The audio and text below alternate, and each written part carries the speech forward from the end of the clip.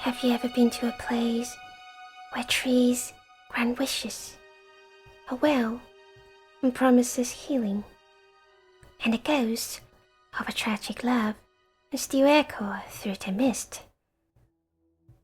On 16th of September 1877, Queen Victoria sailed across the still waters of Loch Maree. She wasn't just sightseeing. She was heading towards something magical, something sacred. The Queen stepped ashore on a small wooded island, and there she walked into the nearly dry-out well. But the famous holy well wasn't her focus at the moment.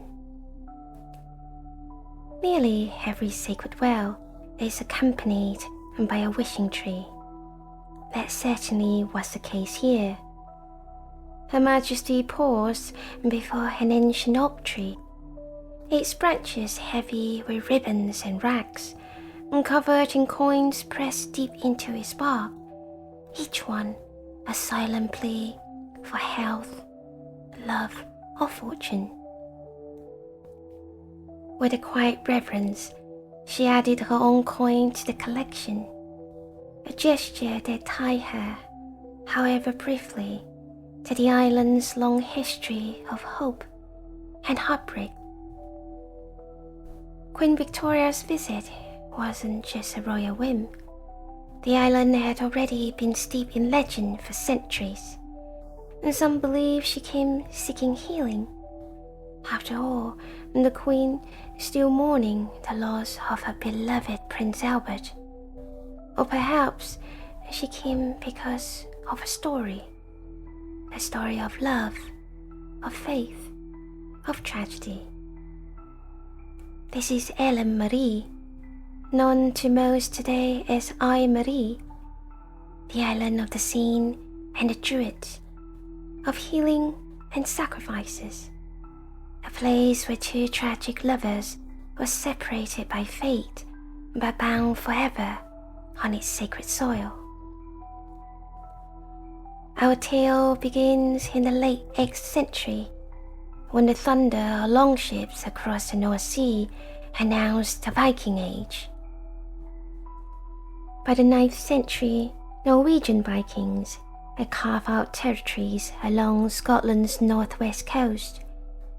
Among them was Prince Olaf, a brave and skilled leader known for his daring raids, but even the fiercest warriors surrenders to love. The young prince fell deeply in love with Princess Deora, and together they built a small tower on Maree, where they lived in passionate happiness. For a time, the loch was their haven, but Olaf's heart still longed for adventure. When the call came for him to join other chiefs on an ambitious expedition, the young prince knew he could no longer be idle. Before departing, he promised the princess he would return to her as soon as he could.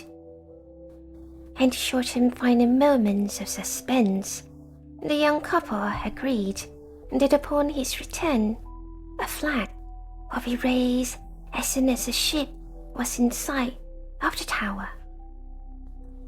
A white flag, a signal of a safe voyage, a black flag in the event of loss, and the princess would do the same to indicate her safety or danger. Every day, the princess anxiously watched the waters. Spring came, and when the long separation filled her worried princess' mind with doubt. What if Olaf no longer wished to return? Did he ever love her? What if he had found another love? When Olaf's ship, flying a white flag, finally sailed into Loch Maree, the princess, however, decided to put their love to the test. She ordered her servants to raise a black flag from the boat where she lay, pretending to be dead. when the prince found his beloved lying motionless, overwhelmed by grief, he plunged a dagger into his own heart. By the time the princess realized her mistake, it was too late. Overcome with guilt, she took the same dagger and ended her own life. They were laid to rest side by side at the heart of the burial ground on Loch Maree. Their graves are marked with incised crosses, which remain visible to this day. But Loch Maree is more than a monument to lost love. It is a sanctuary full of secrets and legends, so much so that perhaps only the trees can remember them all. So, where exactly is Loch Maree? Located in West Ross in the northwest Highlands of Scotland, the region inspired the name Westeros in George R. R. Martin's A Song of Ice and Fire, and following his travels there. Westeros is home to a vast number of lochs, with Loch Maree being the largest, accommodating more than 60 islands.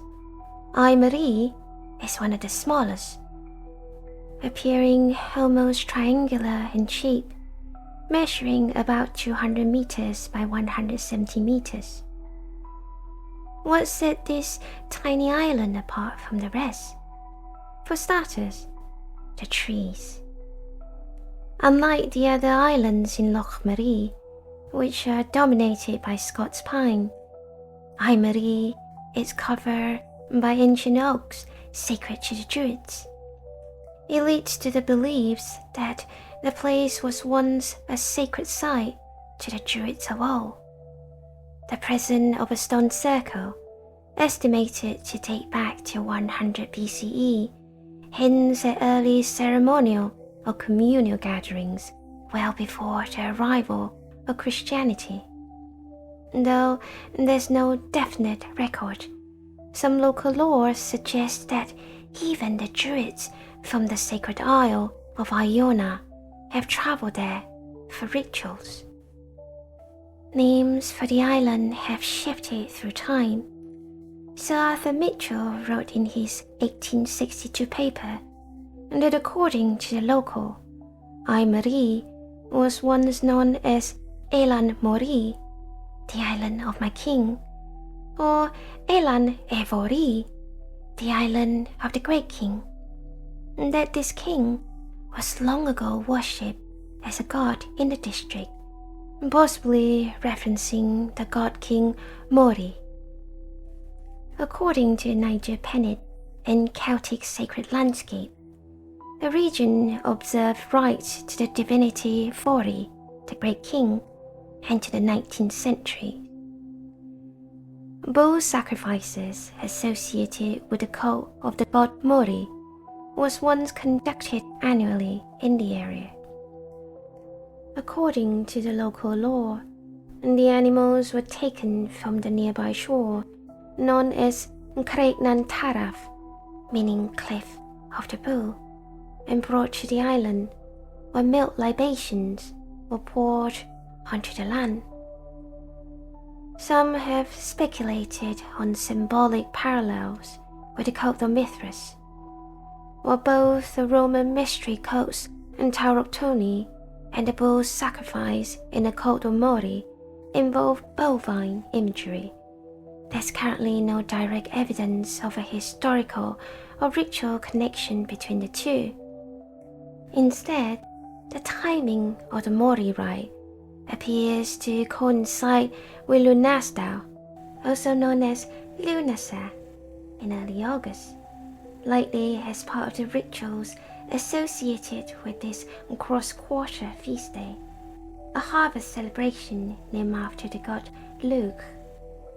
Christianity began influencing the district around the late 7th century, when St. Maelrubha, an Irish missionary from Bangor Abbey, established a monastery at Upper Cross in 673 AD. I would say that the scene was especially fond of Loch Maree. It perhaps comes as no surprise given the island's large spiritual significance in Druidic or pagan worship. Early Christian missionaries often sought out such locations to convert communities and repurpose sacred sites for Christian worship. Aside from the ancient oaks, sacred holly trees thrive across the island. Rumor has it the scene brought the holly there as a Christian rival to the pagan oak. Many old rituals continue with Christian veneer, the bull sacrifices included, but the date had moved from Lunasa to the scene's feast day and linked with healing practices. Though the ritual was later strongly condemned by the Presbytery of Dingwall, it persisted well into the 17th century. The last documented rite by the church was in 1678, when Hector Mackenzie and his family sacrificed a bull to cure his wife, Christine Mackenzie. The practice of bull sacrifice was eventually discontinued, but the island remained a pilgrimage site for curing lunacy. The sacred well and wishing tree became center to those hopes. In the age of myth, every river, sea, and spring was believed to house a spirit or divine guardian. Scotland has recorded over 600 sacred wells. In the olden times, they were deeply respected spiritual sites and often visited at special times of the year for rituals of healing, blessing, divination, and thanksgiving. Following the spread of Christianity, many sacred wells were rededicated to saints, and numerous are breached as well. For example, once dedicated to the goddess Breacher, were later reimagined as St. Bridget. Similarly, wells once sacred to local goddesses were often repurposed in honor of the Virgin Mary. The old gods were supplanted and blended with Christian stories. These sites became pilgrimage destinations believed to hold healing power. The sacred well in Loch Maree was such a case. The once important ritual site for the religion of the old was then consecrated in St. Maelrubha's name and became famous for curing insanity. It was once said that these rituals were often performed by the light of the clear full moon. What poetic irony for those afflicted with lunacy. However, this healing ritual was sure not for the faint-hearted. The afflicted were bound in ropes and towed by boat sunwise around the island 3 times. Upon landing, they kneel at the altar, left a token or coin invoking the blessing of St. Maelrubha, and they would then drink from the holy well, followed by tying or nailing a rag to the sacred oak tree near the well, a ritual commonly practiced with the Clootie well, where a piece of a person's clothing is often used. Some would describe it as sympathetic magic, intended to transfer the illness to the tree, with the belief that as the cloth rotted away, so too with the affliction. The process was typically repeated daily over several weeks. It is unclear how many were successfully cured, but with a fame that lasted hundreds of years, and perhaps there were indeed some happy outcomes. As medical author Daniel Leclerc once wrote, "In matters of superstitions among the ignorant, one shadow of success prevails against 100 manifest contradictions." By the time of Queen Victoria's visit in 1877, the holy well was almost dry out. A local legend blamed its decline on a shepherd named John Macmillan, who brought his mad sheepdog to drink from it around 1830. In one version, the dog died the next day, and the shepherd shortly after. In another, the dog was cured, but the well's power mysteriously vanished. Either way, both stories agree the sanctity of the well was compromised. The spirit withdrew its blessing, and the water slowly faded. The last documented healing visit was in 1858 by a young woman from Easter Ross. She was later sadly placed in Inverness Asylum, and by the 1860s the well had dried completely, no longer sought for healing, but its legend lived on. Visitors continued to arrive, and attention shifted to the ancient oak tree. Besides its connection with the Druids, oaks have long been linked to healing in the British Isles. Some believed passing injured limbs through their split branches would cure ailments. Others simply circled the tree and hoping the first bird to land would carry their illness away. Coin offerings once made at the well were gradually transferred to the tree. By the time of Queen Victoria's visit, copper coins had become the norm, ritually embedded into the bark of what was then called the wishing tree. By the 1890s, it was known as the coin tree and money tree. I was especially intrigued by the expression of Colonel Eddington, where he described the tree as covered with metallic scales, something like what is depicted on a dragon. Such traditions still practiced across Britain. I recall my visit to St. Nectan's Glen several years ago, where the stump of a wishing tree is mostly covered in old and new copper coins. Sadly, the immense number of coins has undoubtedly taken a toll on these sacred trees. In the case of the Holy Oak and Maree, a royal visit by Queen Victoria turned the ancient tree into an even bigger celebrity. More and more pilgrims arrived to press coins into its bark. Over time, the repeated physical injury and likely metal toxicity led to the tree's decline. Though the ancient oak of Ori is now dead, coins continue to be driven into its bark and into the trunks of nearby trees. Thousands of British and foreign coins can still be seen there. They are never removed, as tradition warns of misfortune for those who disturb them. They say that whoever takes an offering will inherit the illness of the person who placed it. There's an old story about a man who took coins from the tree. Not long after, his hands stopped working properly, and for many generations, his descendants were born with the same condition. This belief extends beyond coins. Nothing on the island is to be taken or disturbed.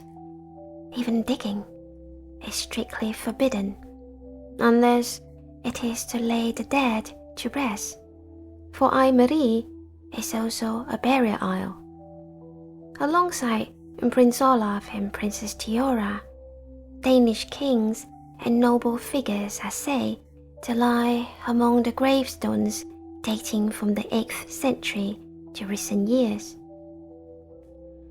Today, Maree is part of a protected national nature reserve, accessible only by no motorized boat. You'll find many still paddling their way to this magical isle, especially between September and March, when nesting birds are less disturbed. If it's healing waters you seek, perhaps a sip from Loch Maree is enough. Legend claims drinking from the loch, particularly at Fox Point, where the River Eel flows out, and can cure any ailment. In the past, bottles of loch water were sent to those unable to make the journey, and coins were scattered in reverence. And if you're truly fortunate, you might catch a glimpse of Nessie and Morag's lesser-known cousin, the Moch Shilchir, Loch Maree's very own Loch Monster. Do you believe the island still holds power?